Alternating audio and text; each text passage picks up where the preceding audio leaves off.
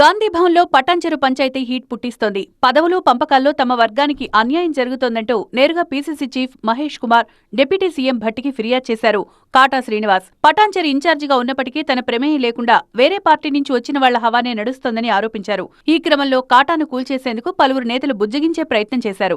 కాటా Srinivas BRS హయాంలోనూ Congress ను వీడని నేత. అలాంటిది తనకెప్పుడూ అన్యాయమే జరుగుతోందని ఆవేదన వ్యక్తం చేస్తున్నారాయన. పటాన్చెరు కాంగ్రెస్ లో నేతల మధ్య కుస్తీ కామన్ గా మారింది. అయితే ఎమ్మెల్యే మహిపాల్ రెడ్డి కాంగ్రెస్ లో చేరికతో అసంతృప్తి వేరే లెవెల్కి వెళ్లిపోయింది. మహిపాల్ రెడ్డి తనకు అనుకూలమైన అధికారులకు పోస్టింగ్లు ఇప్పిస్తున్నారన్న ఆరోపణలతో గాంధీ భవన్ మెట్లెక్కారు కాటా. నాడు విపక్షంలో ఉన్నా ఇప్పుడు అధికార పక్షంలో ఉన్నా తనకు అన్యాయమే జరుగుతోందని ఆవేదన వ్యక్తం చేశారు. గాంధీ భవన్లో ఏడాది పాలనపై విజయోత్సవాలు, కులగణన, లోకల్ బాడీ ఎన్నికలపై చర్చ జరిగిన వేళ కాటా శ్రీను ఎపిసోడ్ నేతల్ని ఉలికిపాటుకు గురిచేసింది. అయితే పటాన్చెరు కాంగ్రెస్ లో నేతల మధ్య సయోధ్య సాధ్యమేనా?